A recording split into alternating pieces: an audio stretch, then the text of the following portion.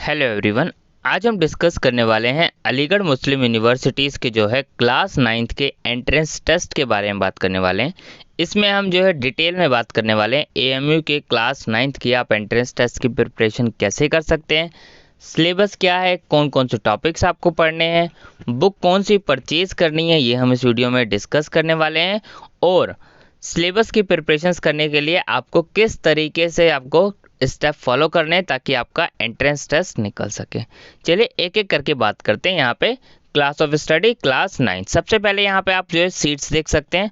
Boys के लिए कितनी सीट्स है और गर्ल्स के लिए कितने सीट्स हैं, यहाँ पे नाम लिखे हुए हैं और यहाँ पे आपको सीट्स दी हुई है। ठीक है, अब देखिए एलिजिबिलिटी क्राइटेरिया क्या है। सबसे पहले चीज़, क्लास 9th में एडमिशन लेना है आपको तो आप क्लास 8th पास होने चाहिए। ये तो नॉर्मल सी बात है। तो अगर आप क्लास 8th पास हैं तो आप एलिजिबल हैं एडमिशन लेने के लिए, यानी एलिजिबल है आप। पहले एंट्रेंस टेस्ट देना है आपको, फिर आपका एडमिशन होगा। और अगर आप क्लास 8th पास नहीं है तब आप एलिजिबल नहीं है, यह आपको ध्यान रखना है। ठीक है, अब नेक्स्ट बात कर लेते हैं एज लिमिट का। क्या criteria age limit, the candidate must be of the age between 13 to 15 years age on March 31, 2022। यानी आज जो आपकी एज है वो 13 से 15 साल के बीच में ही होनी चाहिए, इससे ज़्यादा नहीं होनी चाहिए, इससे कम।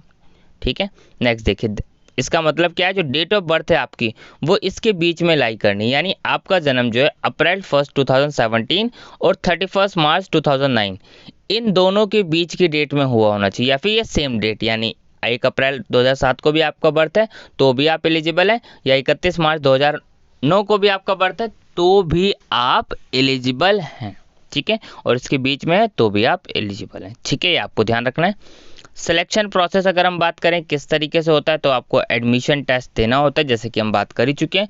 अब जो है मेरिट लिस्ट प्रिपेयर होती है। अब मेरिट लिस्ट प्रिपेयर होने के लिए दो चीज़ें हैं इसमें, एक तो रिटन टेस्ट है और फिर इंटरव्यू है। रिटन टेस्ट आपका 85 मार्क्स का है और इंटरव्यू 15 मार्क्स का। अब देखिए यहाँ पे क्या लिखा है, candidate shall be called for interview on the basis of the performance in the written test. तो रिटन टेस्ट में अगर आपके मार्क्स आते हैं अच्छे तो आप जो है इंटरव्यू के लिए जो है क्वालिफाई किए जाएंगे। For the candidate who qualify written test, obtaining a minimum of 40% marks in the interview is essential to become eligible for selection। तो selections के लिए आपको eligible होने के लिए, यानी जो 15 मार्क्स का इंटरव्यू है उसमें आपको 40% मार्क्स मिलने चाहिए। ठीक है, 40% मार्क्स यानी 15 का आप 40% जो है कर लीजिएगा तो कितना आएगा 6 मार्क्स। तो यानी इंटरव्यू में आपके 6 मार्क्स आने ही चाहिए, तब आप जो है एलिजिबल होंगे सिलेक्शन लिस्ट में नाम आने के लिए। तो आपको यानी इंटरव्यू भी बहुत अच्छे से देना है जब आपका सिलेक्शन लिस्ट में नाम आता है। आगे देखते हैं टेस्ट पेपर डिटेल। दो सेक्शन है, सेक्शन 1 सेक्शन 2। सेक्शन 1 में क्या है, वही लैंग्वेज के क्वेश्चन है, 25 मार्क्स है। ऑब्जेक्टिव टाइप MCQ 1 मार्क्स है, आपको ध्यान रखना है हर एक क्वेश्चन का। ठीक है, और सेक्शन 2 जो है आपका वो 60 मार्क्स का है, उसमें मैथ्स के 30 क्वेश्चन है और साइंस के 30 क्वेश्चन है। ठीक है, अब इसमें भी देखिए क्या लिखा है, it is essential that the candidate obtain a minimum of 40% marks in section 1 in the written test to be eligible for interview. और एडमिशंस के लिए आपको एलिजिबल होना है तो आपके लैंग्वेज में कितने 40% मार्क्स आने ही चाहिए। ठीक है, यानी 40% कितना हो गया, आप इसका देखेंगे तो 40% 10 मार्क्स हो जाएगा। ठीक है, अगला, अब जो टेस्ट पेपर का सिलेबस है, अब बात आती है कि सिलेबस क्या रहेगा। मैथ्स 30 मार्क्स की है, साइंस 30 मार्क्स की, तो इसमें सिलेबस क्या रहने वाला है, इसमें सिलेबस वही रहने वाला है जो आपका क्लास 8th का CBSE का सिलेबस है। अब क्लास 8th का CBSE का सिलेबस आपको कहाँ से मिलेगा, वो आप जो है CBSE की साइट से आप जो है सिलेबस जो है चेक कर सकते हैं। NCERT बुक परचेज करनी है आपको मैथ्स की, साइंस की।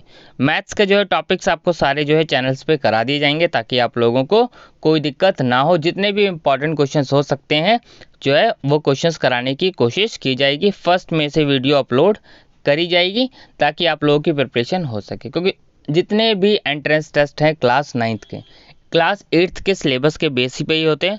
तो आपको क्या करना है, जस्ट आपको पास्ट ईयर के पहले क्वेश्चंस कवर कर लेने हैं अगर आपने अभी तक प्रिपरेशन स्टार्ट नहीं, और अगर आपका NCERT सिलेबस ही था तो आपके लिए तो बहुत आसानी होने वाली है। ठीक है, तो आपके लिए तो इतना सारी चीज़ें नहीं करनी है, आपको तो ईजिली वैसे ही हो जाएगा। ठीक है, अभी आगे बात कर लेते हैं बुक के बारे में। एप्लीकेशन फॉर्म की डिटेल, फॉर्म पता है ऑलरेडी फिल हो रहे हैं, कैसे फिल करना है वीडियो चैनल पे अपलोड है, आप देख लीजिए।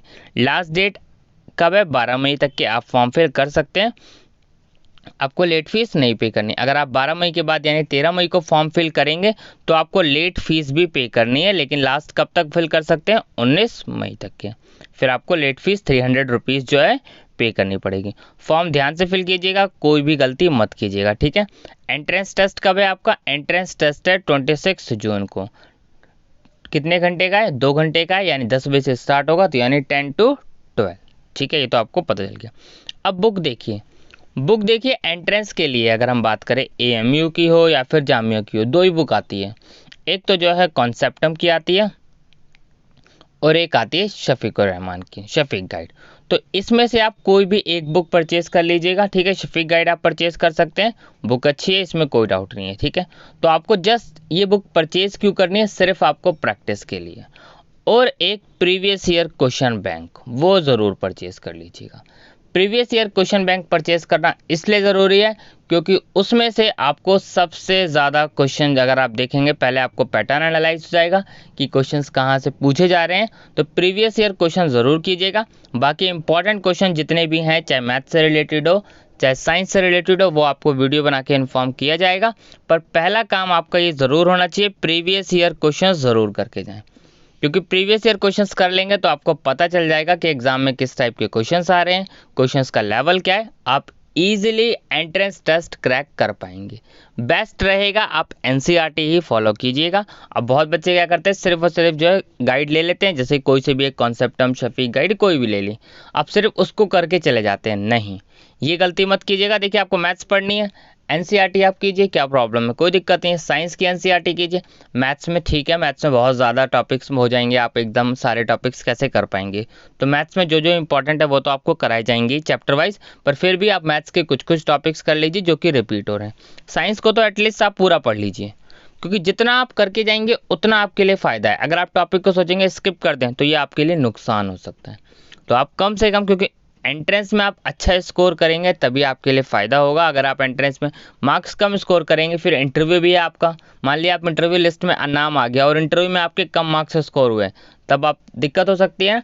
तो आप कोशिश कीजिए ज़्यादा से ज़्यादा मार्क्स जो है एमसीक्यू वाले क्वेश्चंस में ले आए, क्योंकि अगर आप ज़्यादा से ज़्यादा मार्क्स आपके आ गए इसमें, तो इंटरव्यू में आपके बस आप मिनिमम एलिजिबल भी लेकर आएंगे तब भी आपका सिलेक्शन हो जाएगा, ठीक है। तो इस तरीके से जो है आपको सारी चीज़ें ध्यान रखनी है, और ये आपको 40% मार्क्स वाला क्राइटेरिया ध्यान रखना है, यानी आपको 40% मार्क्स जो है स्कोर करने ही है। हर चीज़ में मान के चलिएगा, आप ज़्यादा ही स्कोर कर लेंगे ऐसा तो है नहीं कि 40% ही स्कोर करेंगे।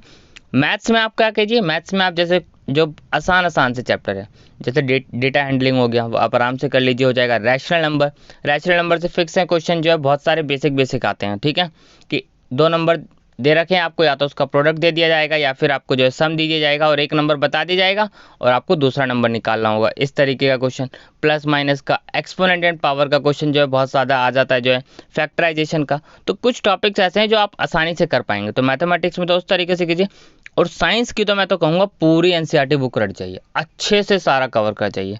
अभी आपके पास सफिशिएंट टाइम है, क्योंकि एंट्रेंस टेस्ट की डेट आप देखेंगे, एंट्रेंस टेस्ट कब है, 26 जून है। अभी आपके पास पूरे लगभग लगा लीजिए 2 महीने का टाइम है, ठीक है। और एडमिट कार्ड जो है आपका 1 वीक पहले आ जाएगा एग्जाम से, तो आपको परेशान होने की ज़रूरत नहीं है।